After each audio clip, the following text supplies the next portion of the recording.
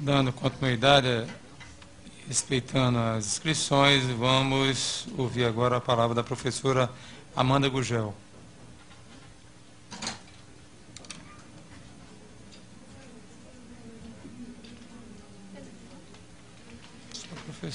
Bom dia a todas e todos.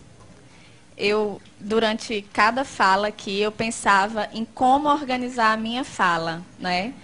Porque, assim, são tantas questões a serem colocadas e tantas angústias, né, do dia a dia, de quem está em sala de aula, de quem está em escola, e eu queria, pelo menos, conseguir sintetizar minimamente essas angústias.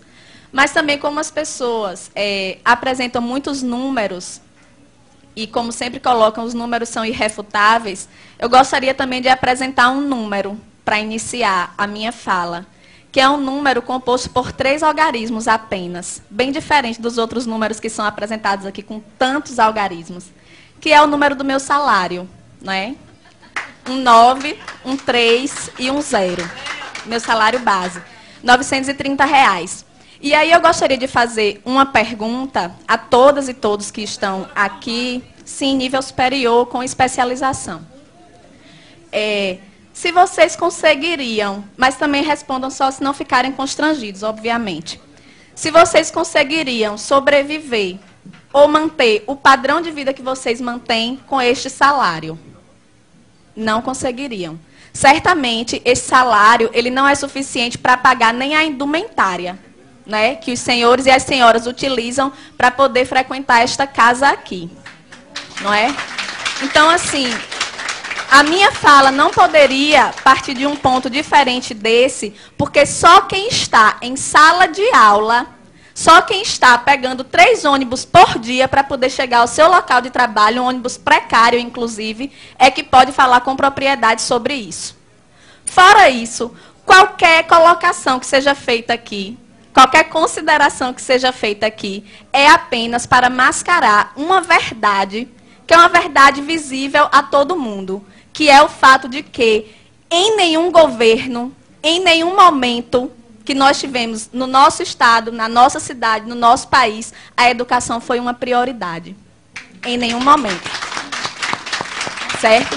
Então, assim, me preocupa muitíssimo a fala da maioria aqui, inclusive da secretária Betânia Ramalho, com todo respeito, que é, não vamos falar da situação precária porque isso todo mundo já sabe.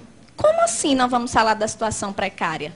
Gente, nós estamos banalizando isso daí.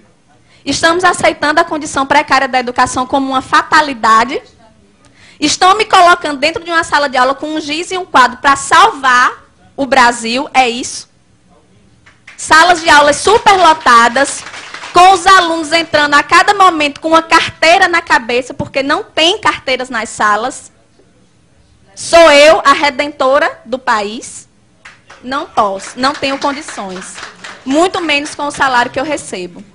Tá certo? A secretária disse ainda que nós não podemos ser imediatistas, ver apenas a condição imediata. Precisamos pensar a longo prazo, mas a minha necessidade de alimentação é imediata. A minha necessidade de transporte é imediata. A necessidade de Jéssica de ter uma educação de qualidade é imediata, certo? Então, eu gostaria de pedir aos senhores, inclusive, que se libertem dessa concepção errônea, extremamente equivocada, isso eu digo com propriedade, porque sou eu que estou lá, inclusive, além, propriedade maior até do que os grandes estudiosos, parem de associar a qualidade de educação com professor dentro de sala de aula. Parem de associar isso daí. Porque não tem como você ter qualidade em educação com professores 3 horários em sala de aula. Certo? Porque é assim que os professores multiplicam os 930. 930 de manhã, 930 à tarde, 930 à noite, para poder sobreviver.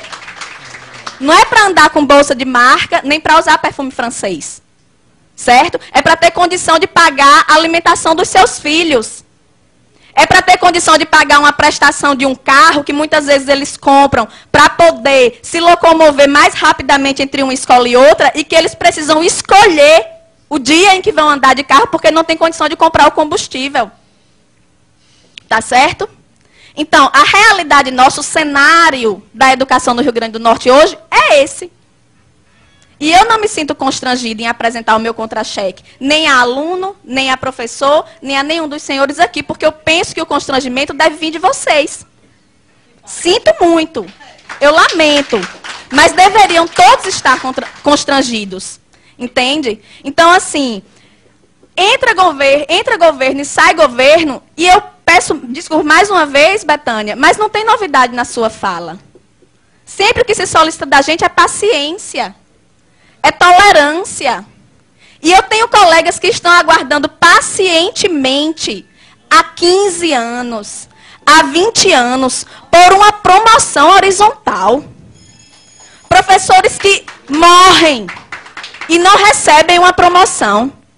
Então, eu quero pedir à secretária, em primeiro lugar, paciência também, porque nós não aguentamos mais esse discurso. Não aguentamos. O que nós queremos é objetividade.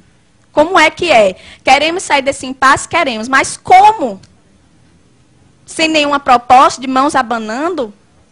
Voltar mais uma vez desmoralizado para a sala de aula, para o aluno dizer, professor, a gente ficou aqui sem ter aula e só isso. Vocês receberam R$20, R$30, dão risada. Pedimos ainda, secretária, respeito.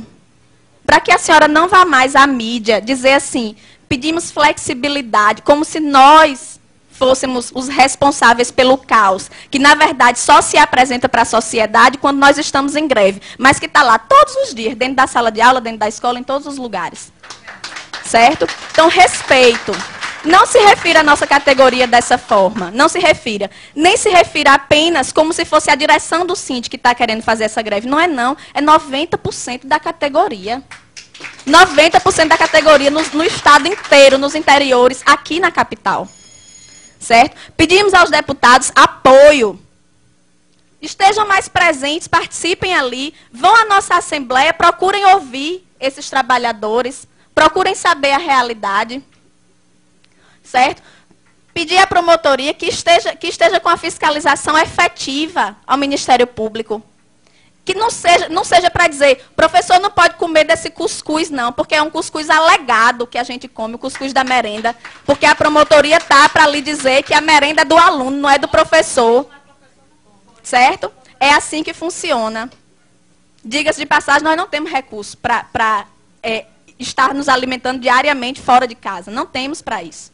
Certo? Então, são muitas questões mais complexas, certo? São muitas questões muito complexas que poderiam ser colocadas aqui, mas, infelizmente, o tempo é curto e eu gostaria de solicitar isso. Em nome dos meus colegas que comem o cuscuz alegado, em nome dos meus colegas que pegam 3 ônibus para chegar ao seu local de trabalho, em nome de Jéssica, que está sem assistir aula nesse momento, mas que fica sem assistir aula por muitos outros motivos, por falta de professor, por falta de merenda, certo? É isso que eu quero dizer.